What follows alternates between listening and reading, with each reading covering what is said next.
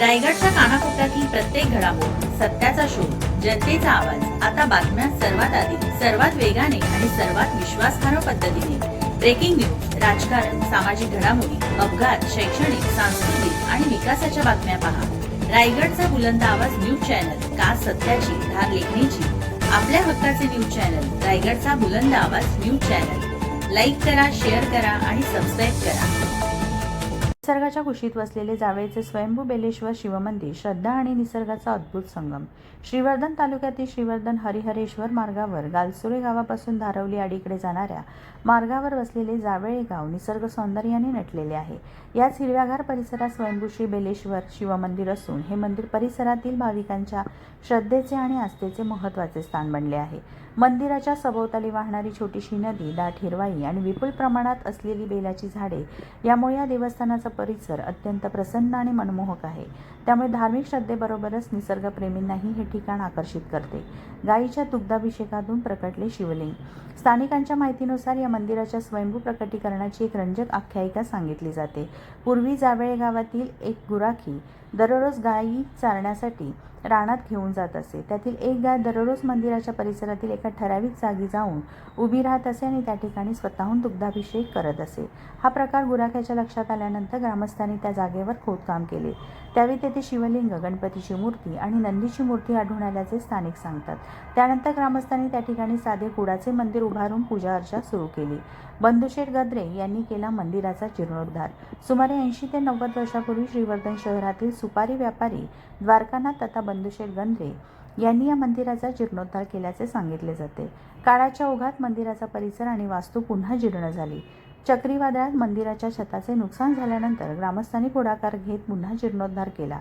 आज या ठिकाणी RCCची सुंदर मंदिर वास्तू उभी आहे.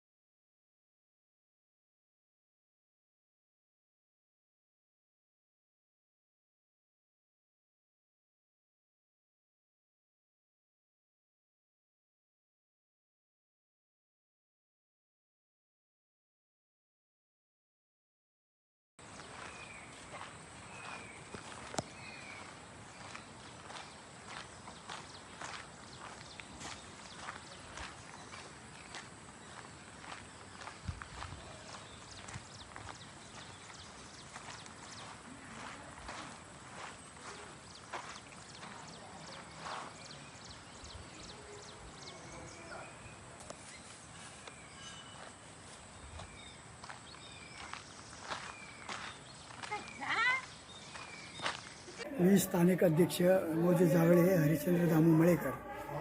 या आमच्या जावळे गावामध्ये निसर्गरम्य वातावरणामध्ये नटलेले हे स्वयंभू शंकराचे जागृत देवस्थान हे पांडवकालीन मंदिर स्वयंभू असून इथे पूर्व जर इतिहास पाहिलात तर जुने आमचे जाणते सगळे वयोवृद्ध पिढी होऊन गेली.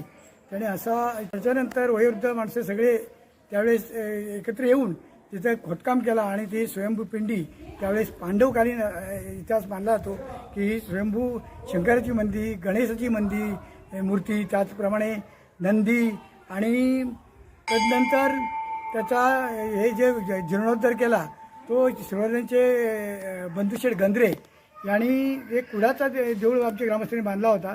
ते श्रीवर्धनचे गंद्रे, बंधुशेठ गंद्रे, द्वारकानाथ बंधुशेठ यांनी ते मंदिर नंतर जीर्णोद्धार केला. तदनंतर काही कालांतराने आमच्या नवीन पिढीने त्याचा जीर्णोद्धार केला. 1991 का 98मध्ये पुन्हा जीर्णोद्धार केला.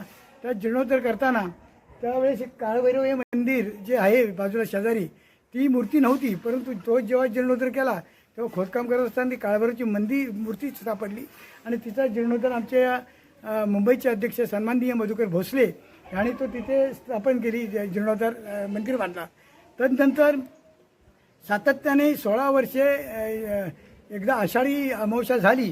तर आषाढी अमावस्या झाल्यानंतर दुसऱ्या दिवशी श्रावण महिना प्रारंभ होतो त्यावेळेस नागदेवतेचं आगमन व्हायचं. असे सतत कंटिन्यूज 16 वर्षे त्याने आगमन म्हणजे श्रावण महिन्यामध्ये पहिला दिवस तो शेवटचा एंड दिवस तोपर्यंत मंदिरात काळभैरवच्या मंदिरात तो सतत राहायचा. असे 16 वर्षे त्यांनी प्रादार्पण केलं. परंतु ज्यावेळेस आम्ही आता 2023मध्ये पुन्हा एकदा तो मंदिर पडीक झालं त्यानंतर आम्ही सायक्लोनमध्ये मंदिर नवीन जीर्ण